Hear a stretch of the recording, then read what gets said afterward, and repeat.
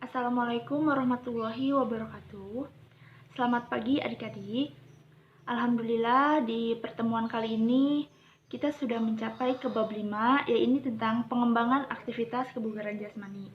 Nah, bagaimana kabar adik-adik? Semoga semua bisa menjaga kesehatannya ya dalam kondisi seperti ini. Walaupun kita tidak bisa tatap muka secara langsung, pembelajaran tatap muka, tapi dengan pembelajaran jarak jauh ini semoga bisa mengoptimalkan tujuan pembelajaran kali ini.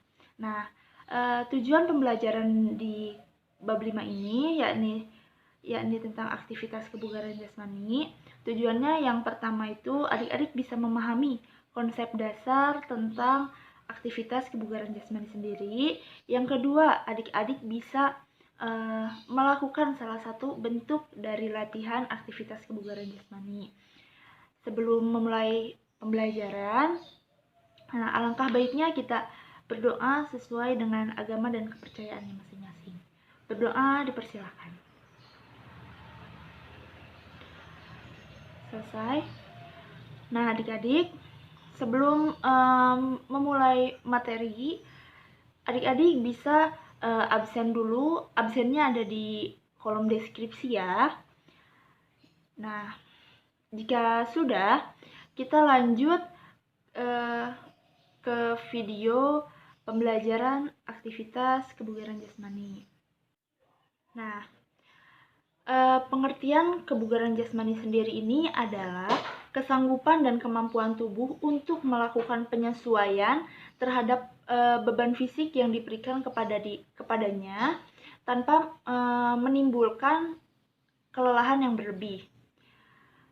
Dengan derajat kebugaran jasmani seseorang itu berbeda ya. Bedanya kenapa? Karena ada orang yang terlatih dan tidak. Nah, komponen-komponen kebugaran jasmani ini adalah faktor penentu derajat kebugaran setiap individu. Jadi, seseorang dikatakan bugar jika mampu melakukan segala aktivitas kehidupan sehari-hari tanpa mengalami hambatan dan kelelahan yang berlebih. Nah, yang kedua ada manfaat kebugaran jasmani. Manfaat kebugaran jasmani diantaranya yang pertama, bisa mencegah obesitas atau bisa menurunkan berat badan. Yang kedua, bisa mencegah hormon kanker.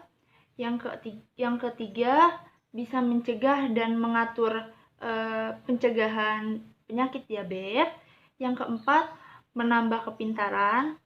Yang kelima, memberi banyak energi. Yang keenam, mengurangi lemak jahat dan menaikkan lemak baik. Yang keenam, menurunkan gejala depresi atau stres.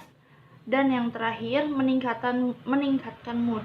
Dan mungkin masih banyak lagi manfaat-manfaat yang belum bisa disebutkan sama di pembelajaran kali ini.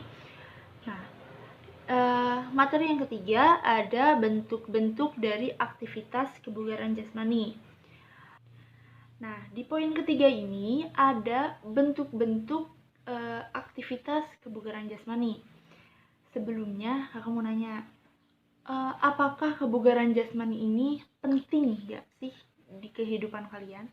Jawab di komentar ya. 5 tercepat bakal dapat nilai tambah. Nah, lanjut. Kebugaran jasmani ini merupakan salah satu syarat yang sangat diperlukan dalam usaha meningkatkan kebugaran jasmani seseorang. Dapat dikatakan kebugaran jasmani ini sebagai keperluan dasar yang tidak dapat dihilangkan. Karena banyak macam sikap gerak yang dapat dilakukan, maka perlu disiapkan berbagai unsur kondisi fisik sebaik-baiknya. Adapun unsur-unsur dari kebugaran jasmani. Yang pertama, kekuatan. Yang kedua, ada kelentukan, ada daya tahan, ada daya ledak, ada koordinasi, ada kecepatan, dan masih banyak lagi. Nah, selanjutnya ada daya tahan otot. Daya tahan otot ini apa sih? Daya tahan otot ini adalah kemampuan otot-otot untuk melakukan tugas gerak yang membebani otot dalam waktu yang cukup lama. Salah satu bentuk latihan daya tahan otot adalah latihan beban. Bentuk-bentuk latihan daya tahan otot bisa daya tahan otot lengan dan bahu, gitu. Bisa melakukan daya tahan otot tungkai, gitu. Atau latihan kebugarannya itu adalah squat thrust, gitu. Ada pula daya tahan otot lengan seperti pull up. Terus yang keempat, kakak akan menjelaskan unsur daya tahan jantung atau paru, termasuknya ke daya tahan ya. Nah, daya tahan ini adalah kemampuan seseorang untuk melakukan kerja dalam waktu yang relatif lama. Misalnya, kita ini lari jauh jaraknya 2400 meter. Ataupun sering pada latihan-latihan atau latihan kebugaran jasmani di sekolah, rata-rata mereka lari bulk 15 menit, atau kalau misalkan di sekolahnya ada fasilitas yang memadai, bisa melakukan lari 2400 meter. Nah, selanjutnya ada unsur kecepatan. Nah, bentuk-bentuk latihan dari unsur kecepatan ini bisa dilatih dengan cara sprint 50 meter, sprint 100 meter, dan lain-lain. Nah, yang terakhir, kakak akan jelaskan tentang kelincahan. Kelincahan ini bentuk-bentuk latihannya bisa menggunakan abeseran atau agility leader, seperti itu. Nah, materi yang sudah kakak sampaikan mungkin kurang lebihnya bisa dicari di referensi buku panduan ya.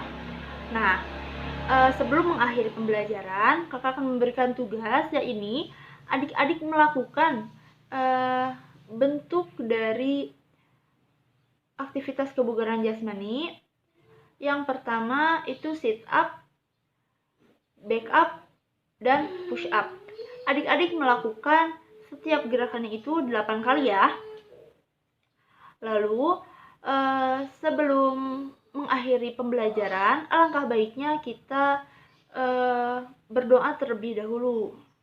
Berdoa dipersilahkan. Oke, adik-adik, terima kasih telah mengikuti pembelajaran kali ini. Semoga bisa bermanfaat di kemudian hari. Dan jangan lupa jaga kesehatan, jaga pola makan juga, dan jangan lupa berolahraga walaupun di rumah ya. Sekian pembelajaran kali ini.